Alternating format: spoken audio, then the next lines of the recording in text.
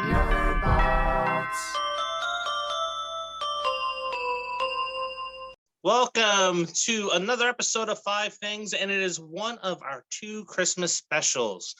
And on this episode, we are going to be talking about the 5 Christmas movies not named A Christmas Story that you should check out. And joining me is my lovely co-host, Mr. Chetty himself, Charlie Johnston.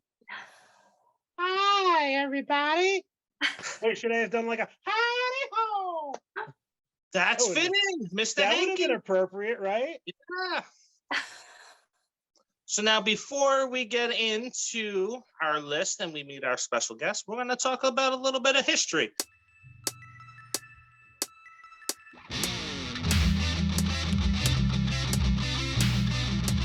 I am inevitable.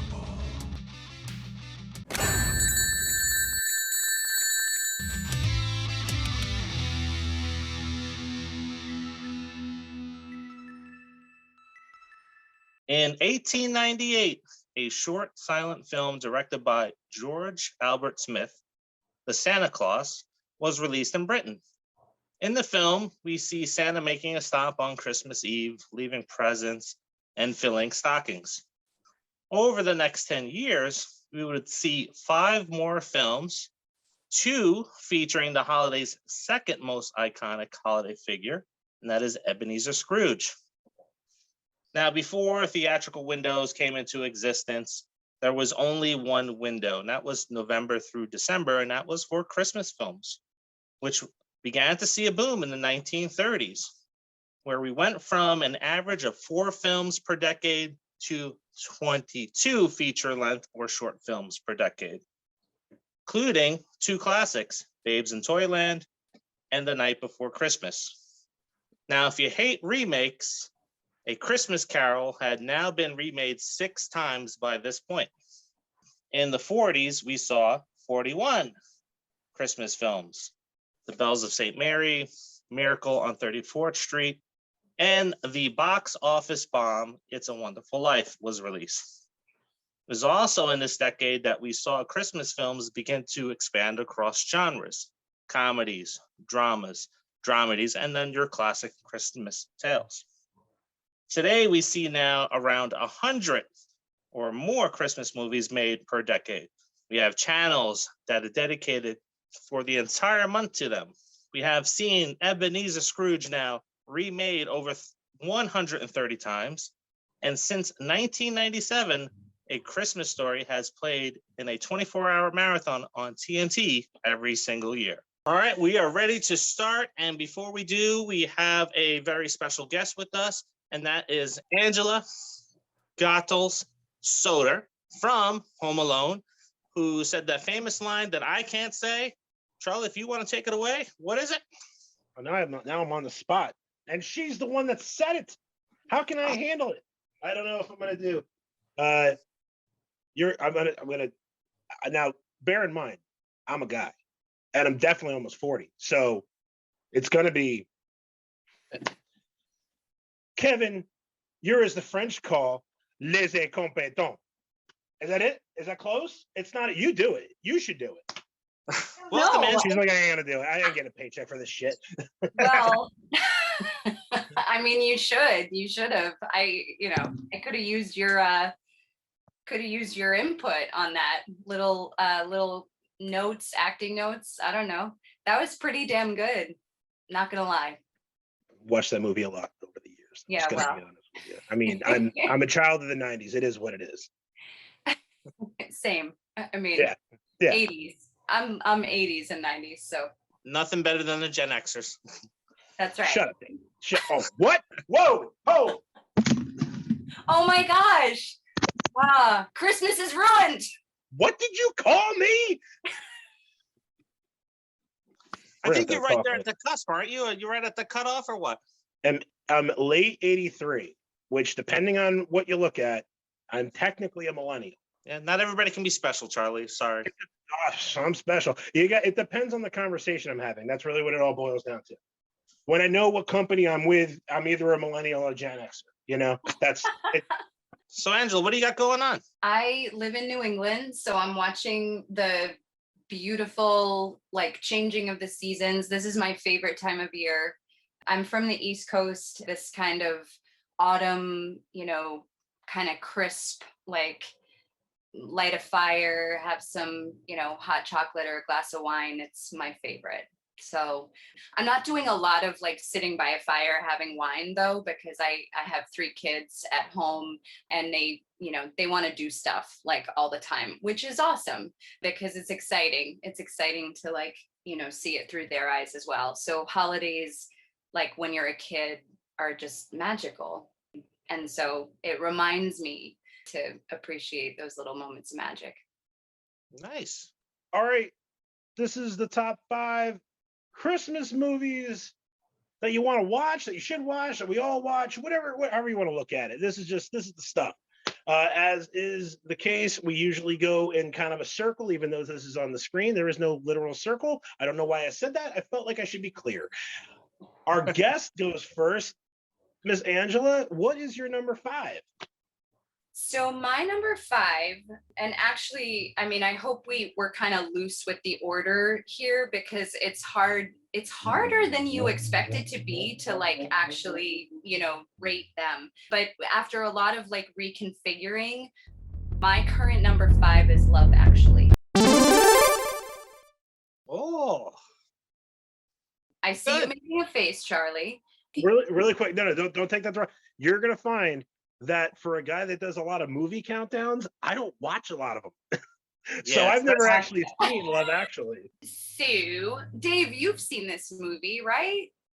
Nope. No? But I will see it because it has Mr. Rick Grimes, Andrew Lincoln from The Walking Dead in it. So that would be my motivator for That it. is correct. That is correct. And it's a very, I mean, if you're a fan of The Walking Dead, which let's be honest, if you're not, why not? It is a 180-degree like pivot for him. Like he's unrecognizable in this, and he's great in it.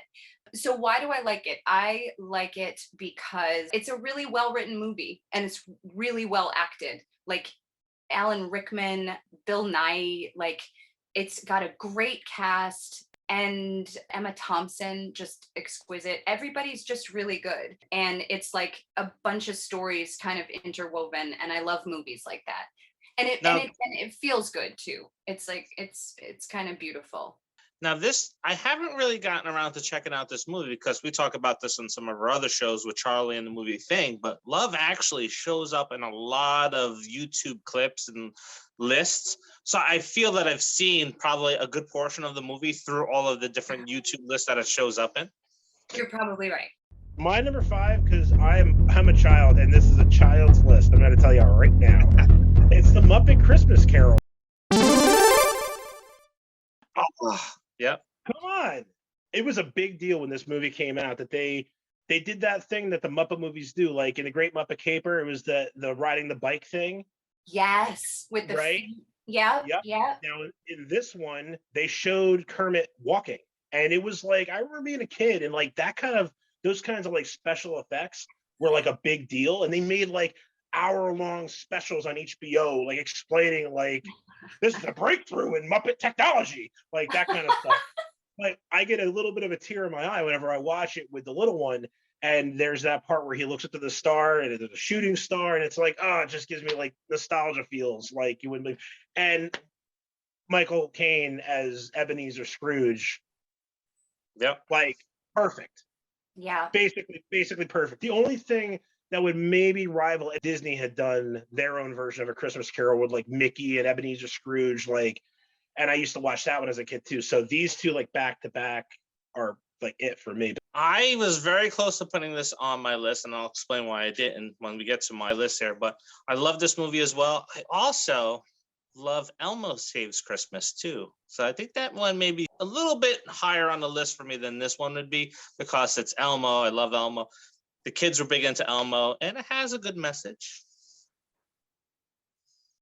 My list is all number ones because how I broke up the list was by genre because it's unfair to kind of just go through a random list. So, I'm going to sneak horror in there. So there's a horror one in there. There's one in there for the kids. There's one in there for the adults. But we're going to start off with the horror one, and that is Christmas from 1974. And if you follow that movie and you follow another movie that Angela's in, it has a slight bit tie into Behind the Mask of the Rise of Leslie Vernon, where the one character is rumored to be the killer from that movie. And that is played by Scott Wilson. But yes, Black Christmas is in there. That will be my only horror movie in this list. It is the #1 horror Christmas movie of all time, I think. And it's pretty terrifying. And for the time that it came out, it makes you feel dirty, especially with the things the guy says on the phone. Yes, Just really want to shower when you're done. Huh? yes, you will. Bonus That's points real- for Christmas movies that make you feel dirty. Yeah, Nice. totally how I want to feel. Just making me some eggnog, get some eggnog, some gingerbread, man. Gonna make myself feel gross by the end of this one. My number 4 is Nightmare Before Christmas. That's a good one. I'm gonna disagree with you, and I only came to this morning. I decided that that's a Thanksgiving movie. Interesting. I'm saying There's that's a a Halloween movie. I think it's Thanksgiving because it's the transition from Halloween to Christmas. Right. My Right. rules, and that's that. Okay. Well, we're all pretty, obviously. So like I think we're all right. Tim Burton would agree with you, so me and Charlie lose. I have to agree with that statement. So I kind of feel like I win. Oh, it's totally a Christmas movie. It is. It totally is. It's got the word Christmas in the title, fellas. Okay. So like, It's a fun movie to watch. I Yeah. won't watch it every year though. Tim Burton's first attempt at some sort of like full on, not like animated thing. And like it's a home run. It just Yeah. is. The story is great. I'm not really a huge musicals guy, even though I know I just put the Christmas Carol, but I'm just typically not. But the music's awesome in it. Yeah, it is. And it sticks with you. I mean, any movie that can stand the test of time, like what is it, 25 plus years? I don't know. I don't remember what year it came out, but it's like it keeps generation after generation seems to dig it. So I'm gonna leave this one up for interpretation or debate. This is your guys' call into which version of this you prefer the Grinch. Now for me, it's the animated one from the 60s. Was it 60s? It was Chuck Jones. I just can't remember the exact year. That's the gold standard for me. That is, I know it's technically considered a TV special, but that's it. And then guilty pleasure, if I'm going to be totally honest with you, is the more current one with Benedict Cumberbatch. I think that movie is adorable. I really think I understand the critique that people make where it's like, oh, he's not mean enough. Okay, he's not mean enough. I get it, but like it's pretty good. Yeah. It's pretty good. The Jim Carrey one, I could take it or leave it. I could take it. or leave it. I don't like the Jim Carrey one. I couldn't see why people bought into that one so much. Ron Howard directed it, and I remember going back to behind the scenes stuff. Like they made a big deal about that movie, and his whole idea for it was, well, we know that the Grinch steals Christmas, but now why does he steal Christmas? And they do the whole backstory with him as a kid. And I don't know. I just think it's a little dark. Yeah. It gets a little on the dark side. I don't know. Whatever. That's just my opinion. Who am I? I'm just a guy in a green shirt. So, Dave, what's your number 4? All right, so we're going into the whole entire family movie, and I don't know if it's going to be on your list. It should be on both of your lists. If not, there's something wrong here, but it's Elf. Oh, I didn't put it on my list. Same. Oh. Same. And Oh, that's man. my number 3. That's my number 3. Oh, look at that. That movie is just like it came out, and it's an instant classic. Even has claymation in it. You got to love that movie.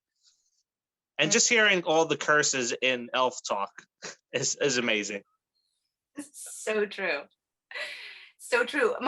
Again, with the weird quotes that my husband and I do, we often do the "Bye, buddy. Hope you find your dad." Narwhal, like so random. Like, I always reach to the "you sit on a throne of lies. that's right. You smell like beef and cheese. You smell like beef and cheese. You're not Santa." Yeah, I love going to the line. He's an angry elf.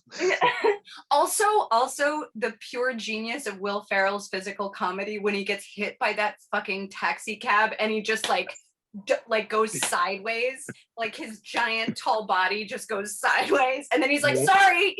It's like so crazy. Hey, Zoe Deschanel, right? Deschanel. Yeah. Yeah. Who We knew? love I mean, her. at least, yeah. And up until that point, who knew she could sing? I know, I mean, right? I'm sure a lot of people, but it was I like, knew. oh, She's well, in a band called She and Him, and she's great. that is what kind of sold me on the movie. I was like, it's a Christmas movie. And then at the end, I was like, ooh, Yeah. okay. Yeah. Girl can sing. I didn't know that. Hey, their duet in the middle was great too. That's right. I'm a sucker for when like crowds kind of come together. Charlie Brown Christmas. Oh, Charlie yes. Brown Christmas. You got the tree, man. It's the little tree and this, all of it. I know. Charlie Brown Christmas on Christmas Day, no matter what. We watch Great Pumpkin on Halloween. That's just the way we stay the hell away from that Thanksgiving one. What the hell was that? The biggest nostalgia thing with me is that the first time I ever saw that is back when I was a wee lad living in Morris County, New Jersey. And I watched a television version of it. And it was presented by York Peppermint Patty. And I had that VHS version. That was the version I had always ever watched. It's the same. It's not like it's different, but I had the commercial. So when I watch it now, like on Amazon, because that's, where I bought it, I wait for the breaks in the movie to see the York Peppermint Patty ad come up. And it never does. It never does. And it's sad. It makes me really sad. My number 3, we're going to the adult movies now. And this one is a fairly recent one from 2015. It has Anthony Mackie in it, Charlie's favorite Seth Rogen in it. It also has Joseph Gordon-Levitt, and it is The Night Before. Yeah, it's a comedy movie about 3 guys that have come together every Christmas since Joseph Gordon-Levitt's parents had died, and they all have different traditions that they celebrate, but every Christmas they get together to celebrate him and him being alone. So they have reached a point in their life where, hey, this is going to be the last one that we ever do, and they've always been trying to get to this underground party that's thrown in New York. It's called a Nutcracker Ball, and he happens to steal some tickets. And on his journey to do it, a lot of hijinks happens. There's a lot of good music in it. And Rafi from The League is in it. And I think he has probably one of the best lines in the movie where he gets into a fight with Joseph Gordon-Levitt because they're drunk and he's getting all pissed off because like, oh, you don't celebrate the spirit of Christmas. So they get into a fist fight and Joseph Gordon-Levitt gets knocked out. And then you hear, Rafi yell out, "I teach 3rd grade, bitch," as he walks away. But it is a funny movie. Yeah, I think out of all the Christmas movies that me and the wife watch, we watch that one twice a year. Wow. So we watch it at the beginning of our Christmas movie run, and then we watch it the day before Christmas or on Christmas. So maybe we'll have the debate whether this is a Thanksgiving movie or a Christmas movie. And maybe it's lame that that on my list is a movie in which I appear. But Home Alone is my number 2. It's mine too. Really? It's mine too. Nice. It's my and just really quick, I just want you to know it was close. Aw. It was so You're not close. just saying that, right? I'm not, I really I, I'm sitting right here. I'm gonna tell no. Listen, on my hand to God, like first of all, lady, relax, okay? Anyway, but no, when you hear my number 1, I'm sure you'll get it. But it was like this was the one where I was gonna be like no particular order. That movie was in the theater in my town. I'm not even exaggerating. It was half a year, which back in, what was that? Was it 91? I think that came out, right? 91. That's a big deal. That was a big deal for, and multiple theaters within the movie complex. Like I'm talking like, I can remember seeing it. We went on my birthday for one of the times we went to the theater. I bet you it was in 5 or 6 different theaters in a cinema that only had 10 theaters. That movie was such a big deal. Yeah. Still is. Yeah. It didn't make my list because I already did my family movie. But I have to say, I grew into that film. Like when it came out, I was maybe a preteen at that point, and it was just like Macaulay Culkin is everywhere. He's in Michael Jackson videos. He's in this movie. It's like I'm tired of seeing Macaulay Culkin at that time when I was a younger kid. But as I've gotten older and I've introduced it to my kids over the years, I have grown to love that movie. Well, here's the thing. We're totally stealing your steam there, Angela. I'm sorry. I know it's your pick. But I gotta say this. I got it, and I will shut up. I promise. After this, Macaulay Culkin is a fine enough actor. He is not the best part of that movie. There, I said it. Yeah. If it wasn't for the supporting cast, and I'm not even, Angela, you're great. I'm talking about like look who's there propping him up. Daniel Stern, freaking. Pesci, yeah, like there's great talent in this movie, and then this kid who was good. I'm just teasing around, but he reaps the benefits of it completely. Like it's an all-star cast. For God's sakes, John Candy's got a cameo in it, and like that for me is also one of the best parts. Like the whole movie is great, but it's like this. I get what you're saying, Dave. Like Macaulay Culkin was everywhere when that movie was out, and I will never understand when trends like that sort of happen. I guess I'm just dumb to it. But the movie as a whole, with all the talent, is what's great about it. It's not just one person. I think it gets pigeonholed, and I don't really care for it. I was mentioning this to Charlie before you joined on. Like when you talk about Home Alone today, it's funny. It always comes back to your scene, Angela. Everybody always talks about that scene. Or it's, hey, Macaulay Culkin is John Kramer in Saw. That's the two things that always comes up when you talk about that film these days. Can I ask you I have to ask you this question. Please. I'm a huge Catherine O'Hara fan. Oh my gosh, I was just about to talk about her. Go ahead. Is she nice? She is. She's a raging bitch.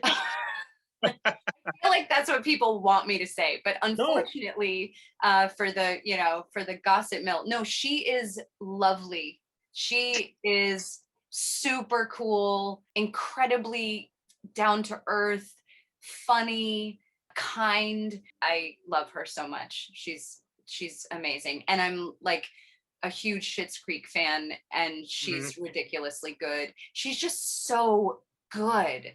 And all the Christopher Guest universe, like everything she does. And that's what's amazing about her performance in Home Alone. When I watch it now, I'm like, she's so funny and understated and real and loving, and you really believe that she's this mom. Like when we told people the plot of this movie, they were like, that is the dumbest thing I've ever heard. That would never happen. Nobody would ever do that. And then Catherine like makes you believe that could happen, and she's so devastated and so like and by the end when she's like trying to get a flight back and she's like crying at the counter of the airport and she's like, I have been on this flight and I have been to this city and this, and I'm just trying to get home to my kid. Like you believe it and you're like, oh my God, she's brilliant. I love her. To be fair, though, by the second movie, they're just bad parents. Come on, let's be honest. Yeah, well, I agree. It is weird. That shit doesn't happen twice. You get it once. You get it once. You don't get two. I'm sorry. So now I'm going into the kid category at number 2. And as much as I would have loved to put a Charlie Brown's Christmas on there, Charlie kind of hinted at this one before, and this one's really going to age me. It is a Mickey's Christmas Carol. I absolutely love that movie since I was a kid. I even had it on 8-track.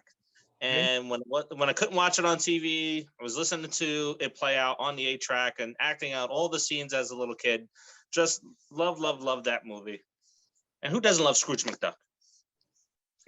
Plus, I like the giant that plays the ghost of Christmas present is he's yogurt.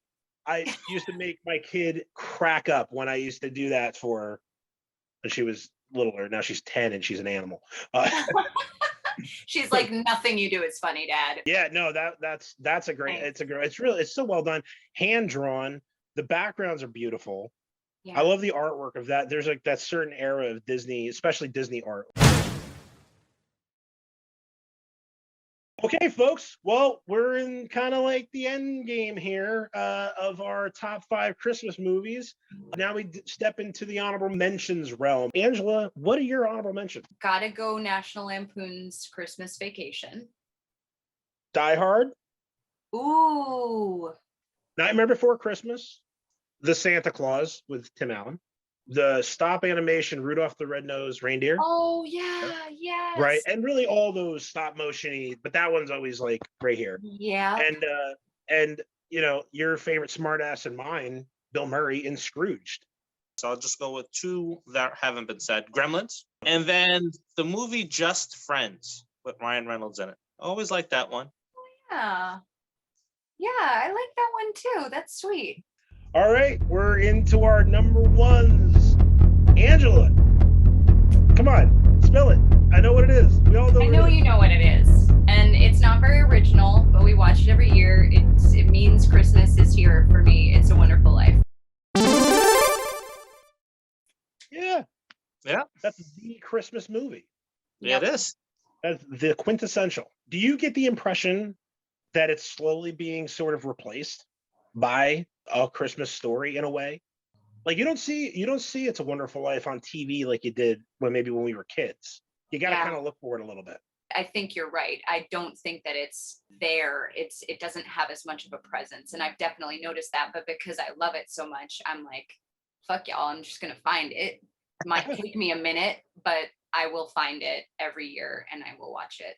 And It's we beautiful. own the DVD and we just, we bring it with us if we go somewhere, It's that. a beautiful story. It's a beautiful movie. Yeah. You want the moon, Mary? I'll Yeah. throw a lasso around it and pull it That's down. right. You want the moon? And then you'll swallow it. Yeah. Man, that's a great good. movie. Now I want to see it right now. As a kid, even then, realizing how powerful that movie was. And I don't know if either one of you remember it, HBO used to do a stick figure version of that movie too. So I would watch both. What? Yes. Yeah. Why did I not know that? For my number one, Merry Christmas. Shitter's full. Yeah. It's National Lampoon's Christmas Vacation. In our house, as much as we love A Christmas Story, that's the one that Christmas Day just hit repeat. And you'll watch the whole movie throughout the day. At some point, you'll catch the whole thing. Quotable lines, stellar cast, Chevy Chase, the relationship between him and Beverly D'Angelo, like as the Griswolds, it's so good. And it shows why you're reading to a movie that's just a goofball comedy kind of, but by the end of the movie, you're like, man, I really hope they actually love each other. I know they're both married to different people, but I'm like, man, I hope she calls him Sparky whenever they text or something like that. Like, that is so cool. And also, Charlie, don't you think they did a brilliant job casting the 2 sets of parents, her parents and his, because you hear about them before you meet them. Yeah. And then you meet them and you're like, oh yeah, that dude definitely came from these 2 and she definitely is their child. Like you just kind of see it, right? Yeah. If I can be so bold, I'm going to just say it. Mid-'80s Beverly D'Angelo was totally out of Clark Griswold's league. Like he married up. Perfect number one, I have to say. It captures the essence of family. And it's a family Christmas, man. It's chaos. 1970s Scrooge with Albert Finney in it. I hands down love that movie. Music is great. It's entertaining. And I'm not going to lie, I have used that to get my kids in line during the hell scene where Scrooge does fall into hell and he has to carry all of his chains from all of his past sins around with them. And so, okay, you lie, that's what's going to happen. You're going to get a chain link every time you lie. But the movie's just great. It's got great acting. Albert Finney is just amazing. The music is good. And it's dark. I think they need more imagery like that in movies these days. I'm just going to say it. People need to know that there's repercussions for their shit. I never got around to watching that. I stick to the, like many other things on our lists. I just stick to the ones that everyone else has heard of so I don't feel left out of the crowd. Yeah. Well, I think we did it, guys. I think we did it.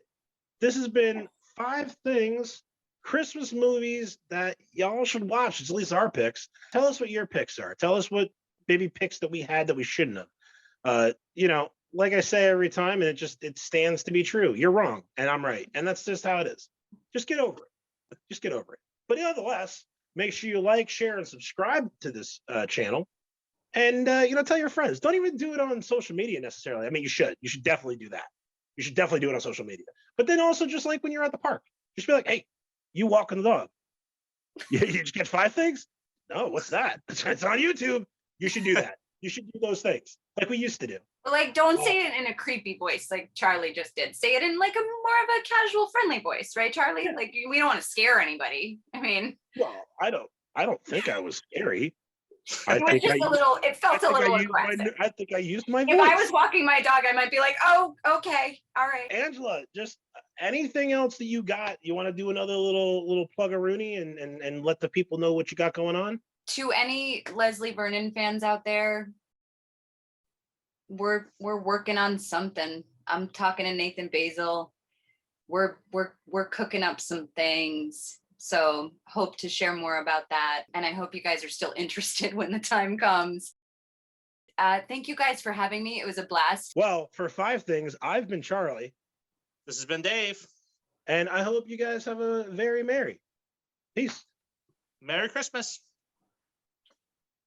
Walked in my dresser, in my jammy jam, burp, burp, burp, burp, burp. Woo!